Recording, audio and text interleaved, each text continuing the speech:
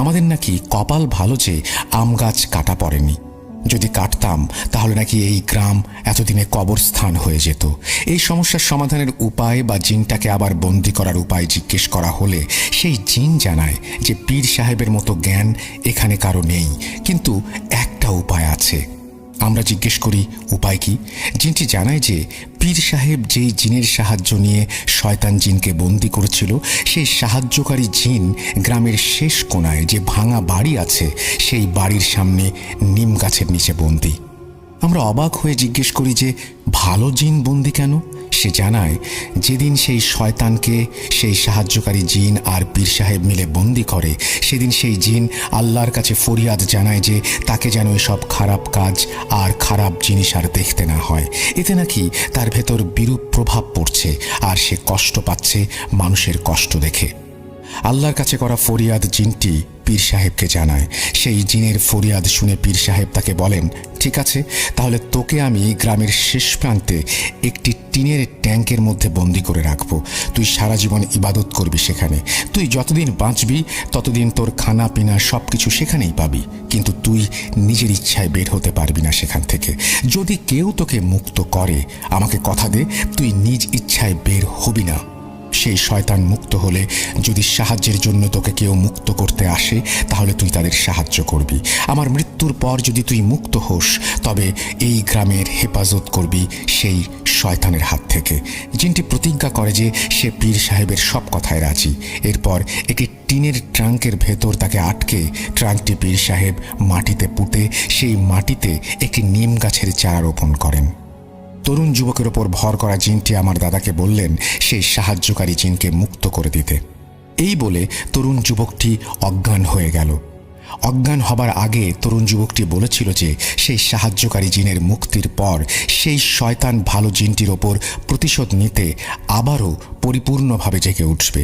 সাবধান, কবরস্থানের বাইরে পূর্ব পাশের শেষ কোণায় কবরের মাটি যেন কোনোভাবেই খোঁড়া না হয়, কারণ সেই কবর নাকি সেই পাপিষ্ঠ জিনের পাপিষ্ঠ কালো জাদুকর মাস্টারের। সেই কবরের ভেতরে একটা লৌহ পেরেক আছে। সেই পেরেক যদি আম গাছে গেঁথে দেওয়া হয়, তবেই সেই শয়তানের শক্তি আবার ফিরে আসবে। কিন্তু এই কাজ যে করবে সে অপবিত্র থাকবে বলেই তাকে দিয়ে এই কাজ করাতে পারবে শয়তান। গ্রামের মুসল্লিদের একা একা নামাজে যাওয়ার ওপর নিষেধাজ্ঞা দিয়ে তরুণ যুবক অজ্ঞান হয়ে গেল। আমরা এরপর সবাই মিলে গ্রামের শেষ প্রান্তে ভাঙা বাড়ির কাছে গিয়ে নিম গাছের নিচে মাটি খুঁড়তে থাকি। প্রায় 7 থেকে 8 হাত মাটি খোঁড়ার পর আসলে একটা টিনের ট্রাঙ্ক খুঁজে পাই আমরা।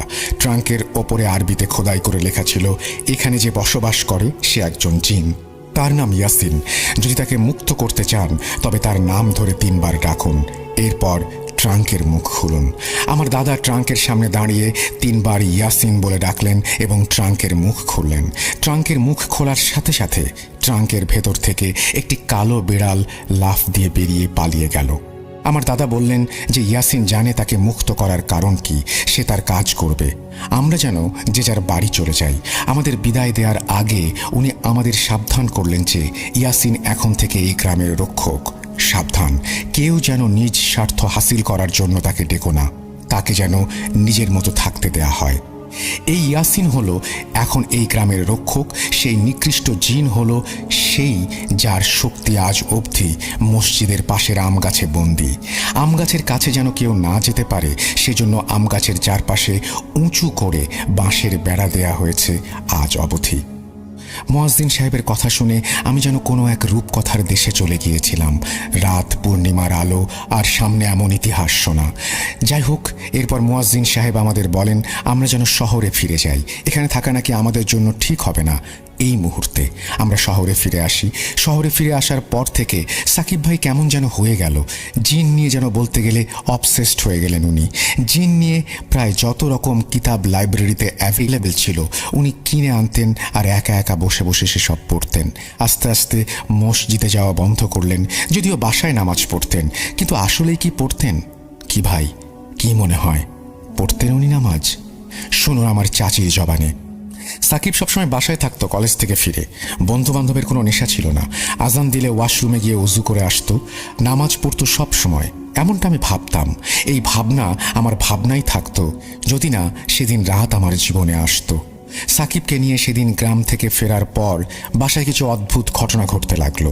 যেমন রাতে বাসায় হাঁটা চলার আওয়াজ পাওয়া যেত, হাড় চেবানোর আওয়াজ পাওয়া যেত, মাংস পচা দুর্গন্ধ পাওয়া যেত। ও হ্যাঁ, সব থেকে অবাক করা বিষয় ছিল যে ডিপ ফ্রিজ থেকে মাছ মাংস যেন উধাও হয়ে যেতে লাগলো। এসব বিষয়ে পাত্তা যদিও খুব একটা দিতাম না, হ্যাঁ দিতাম না, সেদিন রাতের আগ পর্যন্ত দিতাম না। কিন্তু সেদিন রাতে যা দেখলাম সেটা দেখে আমার আর সাকিবের আব্বার রুহ কেঁপে উঠেছিল। আমি সেদিন রাতে তাহাজ্জুদের নামাজ পড়ার জন্য আগে ভাগে উঠে নামাজে দাঁড়িয়ে যাই। হঠাৎ আমার নাকে কাঁচা মাংসের গন্ধ এসে লাগে। আমি নামাজ শেষ করে বাইরে বের হয়ে ডিপ ফ্রিজ চেক করি, কিন্তু তেমন কিছু পাই না। সাকিবের ওয়াশরুম ছিল ওর রুমের বাইরে। ওর ওয়াশরুমে আলো জ্বলছে, আমি দেখতে পেলাম। দরজা হালকা খোলা, আমি দেখলাম সাকিব অজু করছে। ও অজু করছে দেখে আমি চোখ সরিয়ে আবার নামাজ পড়তে চলে যাচ্ছিলাম। এমন সময় মনে হলো যে সাকিব কোনো পানি দিয়ে অজু করছে, কিন্তু সেই পানিটির রং লাল। ওয়াশরুমে গিয়ে আমি যা দেখলাম সেটি দেখে আমার শরীর ঠান্ডা হয়ে আসলো। সাকিব একটা বালতিতে কাঁচা মাংস রেখেছে, সেই মাংস থেকে বের হওয়া লাল রক্তের পানি অজুর মতো করে ব্যবহার করছে সাকিব। ও প্রথমে নিজের হাত ও কবজি 6 বার ধুলো, এরপর মুখে পানি দিল, চেহারা না ধুয়ে নিচে সেই পানি লাগালো, এরপর মাথায় পানি লাগালো কিন্তু উল্টো করে, মানে অজু যেভাবে করে ঠিক সেইভাবে নয়। এরপর আমি সাকিবের বাবাকে রুমে এসে ডাকলাম আর ওনাকে সবকিছু খুলে বললাম। উনি আমাকে বললেন আমি নাকি ঘুমের ঘরে ভুল দেখেছি। আমি তবুও ওনাকে আমার সাথে সাকিবের রুমে আসতে বললাম। আমরা সাকিবের রুমের কাছে এসে গেলাম দুইজনে। সাকিবের বাবাও কাঁচা মাংসের গন্ধ পাচ্ছিলেন নিজের ঘরে। একটু শব্দ করে তেলাওয়াত করছিল সাকিব, কিন্তু কি তেলাওয়াত করছিল বুঝতে পারছিলাম না। ওর ঘরের দরজা একটু খুলতেই আমরা যা দেখলাম সেটি বলতে গিয়ে এখনো আমার গায়ের লোম দাঁড়িয়ে যাচ্ছে। সাকিব কোনো একটি সূরা উল্টা করে পড়ছে। সাকিবের বাবা সাকিবকে সজোরে ধমক দিয়ে বললেন, সাকিব তুই কি করছিস, পাগল হয়ে গেছিস, থাম থাম বলছি। সাকিব নামাজ ছেড়ে দিল, আমাদের দিকে তাকিয়ে বলল, আব্বু আমি এমনি এমন করছিলাম, তোমার কাছে একটা জিনিস চাইবো, দিবা? সাকিবের বাবা জিজ্ঞেস করলেন, কি? সাকিব যা বলল তা শুনে আমাদের জ্ঞান হারানোর মতো অবস্থা। আগামী সেপ্টেম্বর মাসে তো কোরবানি, তাই না? গরু কেনা লাগবে না আব্বু? সাকিবের বাবা জিজ্ঞেস করলো, কেন গরু কেনা লাগবে না? সাকিব বলল, আমার গলায় ছুরি চালিয়ে দিও, আমাকে কোরবানি করবা, আমাকে, হ্যাঁ আমাকে কোরবানি, আমাকে কোরবানি আব্বা। সাকিবের মুখে সমস্ত কথা শুনে আমি অজ্ঞান হয়ে গেলাম। জ্ঞান ফিরতেই দেখি সকাল হয়ে গেছে। সাকিবের আব্বু আমার পাশে। আমি ওনাকে জিজ্ঞেস করলাম কি হয়েছিল এরপর। সাকিবের বাবা বললেন যে এরপর উনি সাকিবের কাছে গিয়ে ওকে সজোরে একটা চর মারলে সাকিব নাকি শান্ত হয়ে শুয়ে পড়ে। এরপর সাকিবের আব্বু ওর ঘর থেকে সব জিন রিলেটেড কিতাব সরিয়ে ফেলে। সাকিব আস্তে আস্তে অসুস্থ হয়ে যেতে লাগলো। ওকে ডাক্তার দেখানো হলো, কিন্তু কোনো রোগ ধরা পড়ছিল না। সাকিবের বাবা এমন অবস্থায় গ্রামের বাড়িতে ফোন করে মুয়াজ্জিন সাহেবকে সব ঘটনা জানান।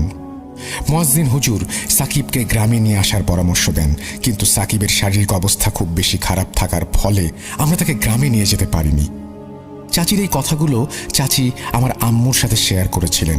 এরপর 2015 সালের 24 অগস্ট বড় চাচা আমাদের বাসায় ফোন করে আমাদের জানান আগামীকাল ওনারা সাকিব ভাইকে নিয়ে গ্রামের বাড়িতে যাচ্ছেন আর আমরা যেন ওনাদের সাথে যাই।